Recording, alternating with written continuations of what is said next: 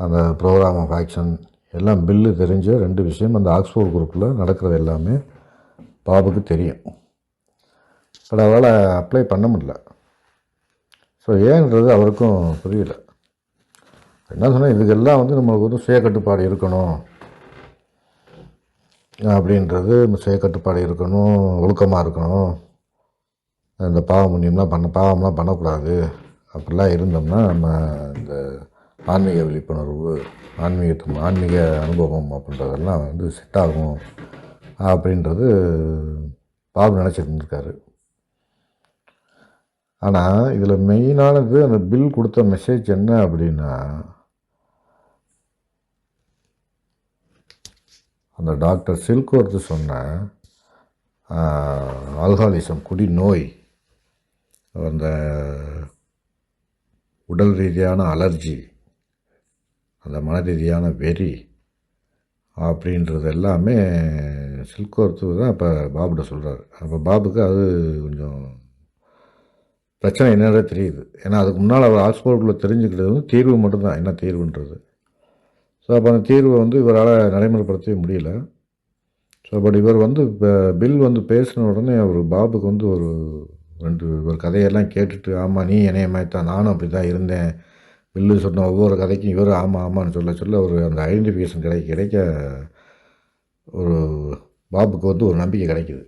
So இப்போ 2 பேரும் இப்படி பேசிட்டு இருந்தால் குடிக்காமல் இருக்கலாம் அப்படின்றது தான்.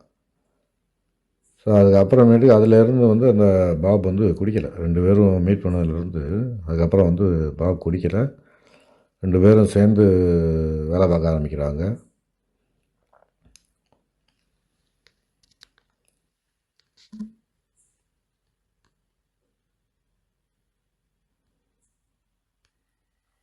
அந்த பாபுக்கு ரொம்ப அட்ராக்ஷனான 2 விஷயம் அவங்க கான்வர்சேஷன் போது அவங்க 2 பேரும் பேசிகிட்டு இருக்கும்போது என்ன நடக்குதுன்னா,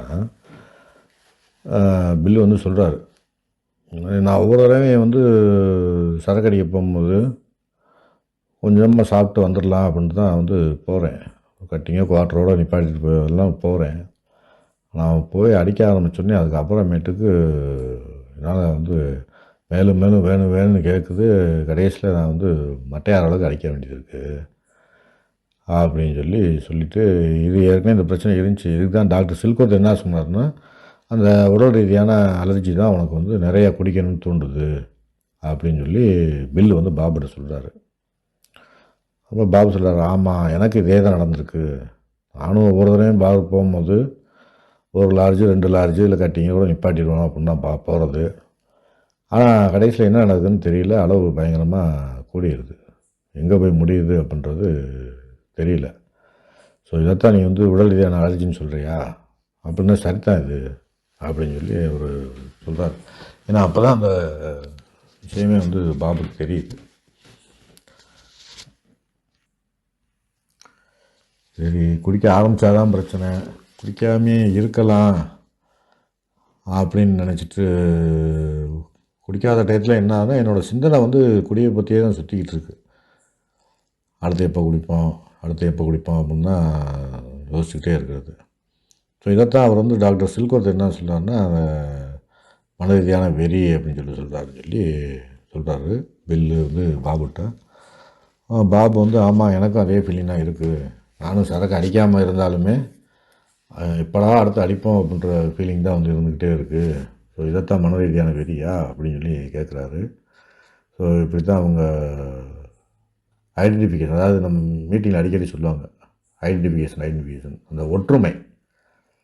ஸோ ஒரு குடிநோயாளி என்ன பண்ணியிருந்தாலும் கண்டிப்பாக அதே மாதிரி அடுத்த குடிநோயாளி பண்ணியிருப்பாங்க. அந்த ஒற்றுமை இருந்துகிட்டே இருக்கும். ஸோ அப்போ அவங்களோட பிரச்சனையை சொல்லும் போது நான் அந்த இடத்துல இருந்து என்னை நான் பார்க்கலாம். அதே மாதிரி தான் பில் சொல்லும் போது பாபு அந்த இடத்துலேருந்து பார்த்துருக்காரு. ஆமாம் நானும் இதே கண்டிஷன் தான், என்னால் இப்படி தான் போனால் தொட்டாச்சுன்னா விட முடியல, தொடாமல் இருக்க முடியல அப்படின்றத அவர் அக்செப்ட் பண்ணிக்கிறாரு. இதில் இன்னொரு முக்கியமான விஷயம் கவனிக்க என்னென்னா, பில் போய் சொன்னது எல்லாமே நான் எப்படி குடித்தேன், எனக்கு எப்படி உடல் ரீதியான அலர்ஜி, மன ரீதியான வெறி எல்லாமே அவருக்கு நடந்தது தான் சொல்லிகிட்ருக்காரு. பாபுட்ட வந்து நீ ஏன் இப்படி குடிக்கிற, நீ இப்படி குடிக்காமல் இருந்தாலும் எந்த ஒரு அட்வைஸ் வந்து பண்ணலை. அதுதான் ஒரு முக்கியமான விஷயம். பாபுக்கு அட்ராக்ஷன் ஆன காரணமே அதுதான். ஏன்னா நான் போய் ஒரு குடியாரன்ட்ட போய் ஏன் குடித்த, என்ன காரணம் அப்படின்றத கேட்குறத விட, நான் ஏன் குடித்தேன், எப்படி கஷ்டப்பட்டேன், அடுத்து என்ன நடந்துச்சு, குடிக்காமல் இருக்கிறப்ப எப்படி நல்லா இருக்குது வாழ்க்கை அப்படின்றதெல்லாம் வந்து அதை எப்படி குடிக்காமல் இருக்கேன் அதையும், இதெல்லாம் வந்து இதை தான் வந்து பில் வந்து போய் பாபுட்ட சொல்கிறாரு. இந்த ஒரு முக்கியமான விஷயம் தான் அவருக்கு ரொம்ப அட்ராக்ஷன் ஆகிடுச்சு. ஏன்னா அந்த ஆல்காலிக்கு குடிநோயாளி எல்லாத்துக்குமே வந்து ஈகோ சுத்தமாக இருக்கும். அடுத்தால் அட்வைஸ் பண்ணால் வந்து பிடிக்காது. ரெண்டாவது பில்லுக்கு நடந்த நிறையா நிகழ்வுகள் அவர் குடிச்சிட்டு கஷ்டப்பட்டதெல்லாம் இப்படி இப்படிலாம் அதை குடித்து கஷ்டப்பட்டாருன்றதெல்லாம் சொல்கிறாரு. அதில் ஒவ்வொன்றுலேயுமே வந்து அந்த அலர்ஜி, அந்த அப்சஸ், மன ரீதியான வெறி இதெல்லாம் எந்தெந்த இடத்துல வருது அப்படின்றத அவங்களால வந்து கண்டுபிடிக்க முடியுது. ஸோ அப்போ தான் வந்து பாபுமே ஆமாம் இவ்வளோ விஷயம் இருக்குது அப்படின்னா இதுக்கு முன்னால் இதெல்லாம் மீறி என்னால் ஜெயிக்க முடியாது, நான் வந்து மதுவுக்கு முன் சக்தியற்றவன் அப்படின்றத முதல் முறையாக அவர் வந்து ஒத்துக்கிறாரு. First step. அதுக்கப்புறமேட்டுக்கு அவர் அந்த செயல் திட்டத்தை நடைமுறைப்படுத்துகிறார். எப்படி அப்படின்னா ஏற்கனவே அந்த ஆக்ஸ்ஃபோர்டு குரூப்பில் பில்லு என்ன தெரிஞ்சுக்கிட்டாரோ அதை பூரா வந்து பாபுக்கு சொல்கிறாரு. பாபு வந்து அதை ஆக்ஷனில் கொண்டு வர்றாரு. பாபுனால் இதுக்கு முன்னாலெலாம் அந்தளவுக்கு ரொம்ப சீரியஸாக அந்த குடிநோயில்களை பற்றி வெளியில் வர்றதுக்கான வேலைகளை பார்க்க முடியல. ஏன்னா தனிமை.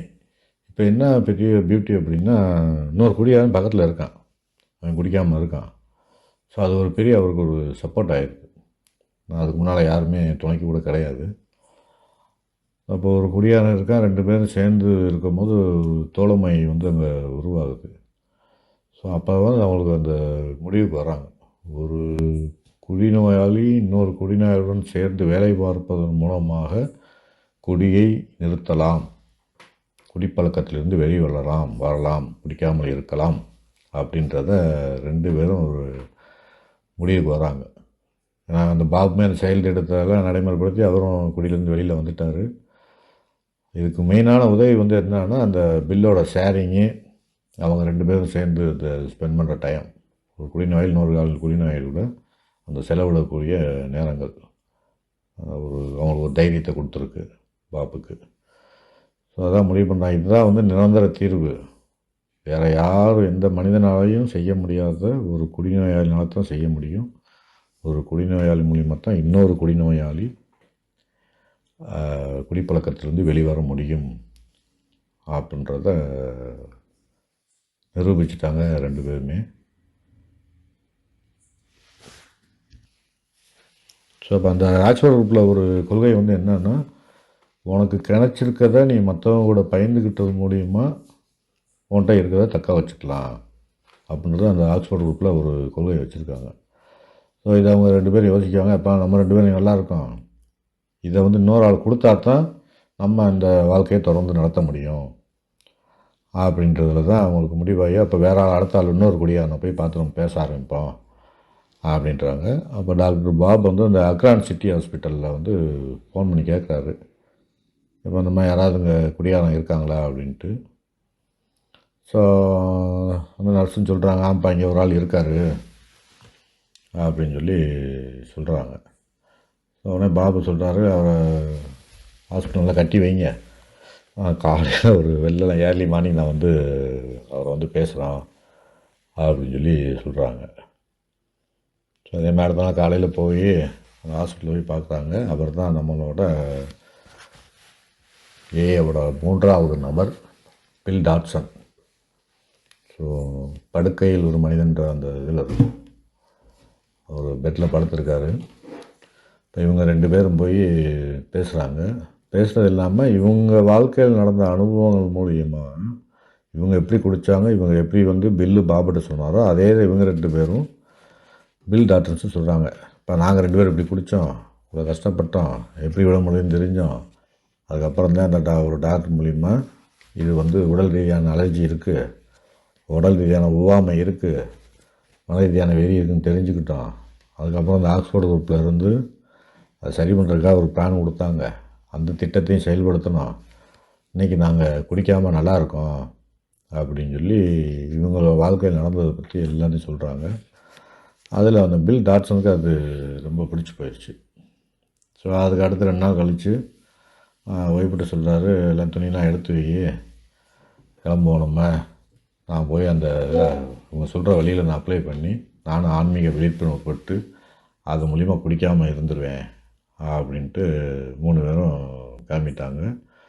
ஸோ இப்போ இந்த 3 பேர்த்துக்குமே தெரியும் பிரச்சனை என்ன, தீர்வு என்ன, அதற்கான செயல் திட்டம் என்ன அப்படின்ட்டு.